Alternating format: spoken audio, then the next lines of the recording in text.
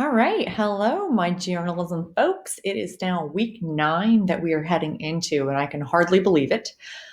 Obviously, I've been thinking about you a lot. You guys should each get some mail this week because I mailed home a note. Kind of a little old school, but nonetheless, I think it's still worthwhile.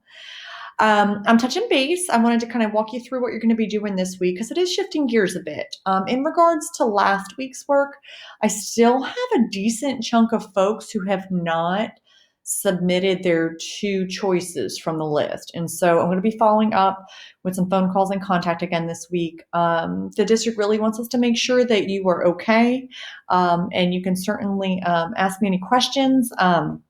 They instituted Fridays as a flex Friday, so that's a great time to get caught up, to reach out to me. I can meet for one-on-one conferences with Google Meet. I've done that with a few students, and I'm more than happy to do that with each of you guys if you're having trouble with a particular assignment.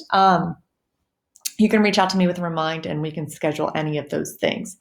But let's take a look at what we're doing for week 9. So let's go ahead. I'm going to click on this link. It's titled Media Literacy.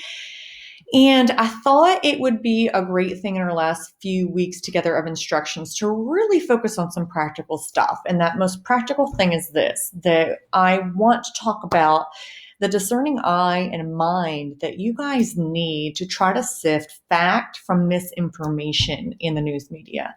It's no surprise to you, I'm sure, from social media networks and stuff you've read online, conspiracy theories, what's true, what's not with the pandemic. All of this is a great opportunity for us to take a look at the skills that we have and what tools we can equip ourselves with moving forward. Many of you are seniors, but even for those of you that are underclassmen, this is probably one of the most practical skills I think that you can take away from a study of journalism and media literacy. A lot of this stuff I have studied in my graduate work. Many of you know I'm doing a master's level work through Kent State University. I have one project left, hoping I can finish this summer. And it's a master's degree in journalism education. So all of this has been about trying to teach and implement instruction that matters to you. So this aspect of it is something for those of you going on perhaps to study journalism or pursue media studies at the college level or have an interest in it. This is an important aspect of it. It's more of the academia aspect of it, but nonetheless. There are 3 steps to this week's work. I'm going to have to change that little bit there on my Google Classroom.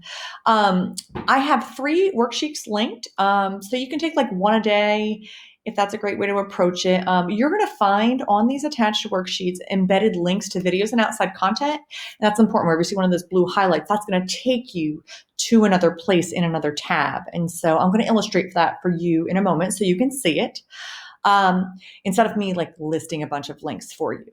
Each of these 3 pieces will be due at the end of the week. Again, if you take like one a day and then catch up on Thursday and catch up on Friday, you should be fine. But the 3 things we're going to focus on this week. The first activity is going to be talking about and testing your ability to determine fact from fiction, fact and opinion rather. And understand the difference between the two when it comes to like stuff in the context of news information. Number 2 is going to talk about something more sophisticated, something called cognitive bias, which has to do with your interpretation and any bias you bring to the table with information and how it relates to fake news that we see circulate around. And number 3 is going to deal with how to think like a fact checker. So let me kind of illustrate one of these examples for you. So this is what I designed to you as the first piece. It's called Fact or Opinion. This activity takes you to some statements, asks you to make a distinction and then a justification. You should give me about a sentence or 2 for that, but I want to illustrate what I mean when you see a hyperlink. Okay, so some studies report an association.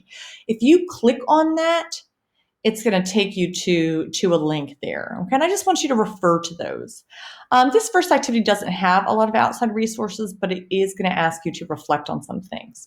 It's really just supposed to be introductory. This second piece, which talks about cognitive bias and fake news, I walk you through a couple steps, and I do expect you to kind of fill in each of these boxes. Take advantage of the opportunity to learn something cool. I know that time management is a struggle for a lot of us during this time, but this is cool stuff. And I'll send you some videos talking about each of these throughout the week if I can. Step one will say, begin by reading this Time Magazine article, How to Spot Coronavirus Misinformation. I want you to click on that. It'll open up and it'll take you to that place where you kind of need to look at this article. Take your time. It's not terribly long, and it'll ask you some information about this. Now it'll say, step two, watch the short video. Click on it. It'll bring you to the YouTube video right here. Okay. So I just wanted to illustrate those hyperlinks. Step three, watch this short video. Why our brains love fake news. Go to it. And it'll ask you to answer some information there. So instead of seeing a bunch of links in this week's Google Classroom, you'll see that they are embedded as hyperlinks into these. The last one has to do with thinking like a fact checker. There's a little factitious quiz about COVID-19. You'll click on it and you reflect in about 2 to 3 sentences for me. What do fact checkers do? You'll see a click for that. You don't have to watch this whole video. You can stop at 7 minutes and 15 seconds. And then you'll see some more information for you to reflect on. All 3 of those should be completed by the end of the week. And I will get those in place. Again, I also want to remind you, go back to week 8. Many of you, I don't have people that hit turn in. You have 2 things out of that list of 4 to get done. Reach out to me with questions at any time. I'm more than happy to answer them. And we'll go from there.